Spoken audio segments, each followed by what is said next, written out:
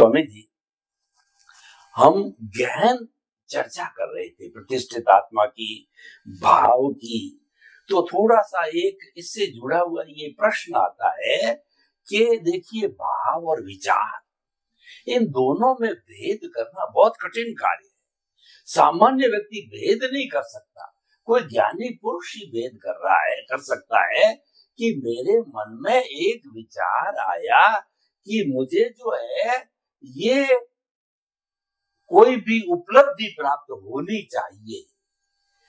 तो ये विचार आया, तो क्या ये विचार है या भाव है? इसको मतलब मेरे कहने का तो भाव और विचार को जाने कैसे, क्योंकि विचार तो जड़ है, विचार तो भुगतान है, और भाव जो है, भाव सत्ता जो आत्मा के लाइफ से जुड़ा हुआ, इन दोनों को भाव और विचार का भेद थोड़ा सा कुछ एग्जाम्पल दे करके 2-4 से इसको खुला कीजिए। क्योंकि महात्मा जब इस लेवल पर पहुंच जाएगा तो उसको बड़ा कंफ्यूजन रहता है कि भाव क्या विचार क्या, दोनों साथ चलते हैं। तो कृपया भाव और विचार के भेद को बहुत एक विशिष्ट साधना करने वाले महात्मा, मोक्ष की साधना करने वाले आत्मा के साथ में गहराई से इसका विवेचन इस बार नहीं हुआ तो अगले एपिसोड में ले, पर तो ये बहुत इम्पोर्टेंट पॉइंट है। इन दोनों को जानना बड़ा मुश्किल काम है, दोनों एक से लगते हैं। तो कैसे भेद करें, कैसे जाने कि ये भाव पड़ रहा है, ये भाव है और ये विचार है, कृपया इसको खुला कीजिए, क्योंकि ये अनुभव ज्ञानी पुरुष ही कर सकता है, ये हर एक की बस की बात नहीं है। प्रश्न के लिए धन्यवाद। सबसे पहली बात, भाव जो है वो एक प्रक्रिया है, और विचार जो है वो तो आते जाते रहते हैं। हम नहीं करेंगे तो भी आएंगे, इसमें हमारा इन्वॉल्व होना हर समय जरूरी नहीं है। हम खुद न चाहेंगे तो भी विचार आएंगे। हम सबको मालूम है, हम सोना चाहते हैं फिर भी विचार तो आते रहते हैं। हम शांति से बैठना चाहते हैं, कुछ सोचना नहीं चाहते, फिर भी विचार तो चालू रहते हैं। तो क्या करेंगे? तो क्या हम विचार को और भाव को समझ पाते हैं? तो विचार और भाव को कैसे हम व्याख्या की परिभाषा में हम समझे, सेपरेट करें। विचार हमेशा ऑटो मोड होता है और वो आते ही रहते हैं। उसमें हमारा अटेंशन है कि नहीं वो इम्पोर्टेंट नहीं है, हमारी सहमति है कि नहीं वो भी इम्पोर्टेंट नहीं है, हमारा लाभ है कि नहीं वो भी इम्पोर्टेंट नहीं है, वो तो आते रहेंगे। तो विचार शब्द वो डिस्चार्ज है, परिणाम, यानी वो हमारे हाथ में नहीं है। मगर भाव हमारे हाथ में है।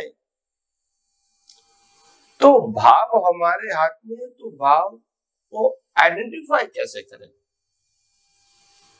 तो कि भाव के अंदर सबसे पहले ज्ञान दर्शन का उपयोग करके इंटेंशन खड़ा होता है।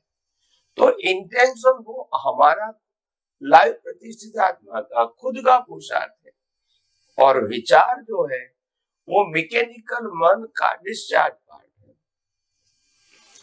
तो जो भाव शब्द है वो लाइव प्रतिष्ठित आत्मा है, उसके ज्ञान दर्शन का उपयोग से भाव बनने की प्रक्रिया शुरू होती है। पहले इंटेंशन, फिर मन बुद्धि चित्त अहंकार में प्रोसेस होती है, इसके बाद स्पीच और एक्शन के बीज पड़ते हैं, जिसको हम भाव कहते हैं। तो ये प्रक्रिया हमको बिल्कुल ध्यान से समझना चाहिए, ताकि अगर आपने प्रतिष्ठित आत्मा को समझा ही नहीं तो फिर आप पुरुषार्थ कहाँ करते हैं, कौन करते हैं, कैसे करते हैं, वो समझ ही नहीं पाएंगे, और आप परिणाम के भाग को भी पुरुषार्थ मान लोगे।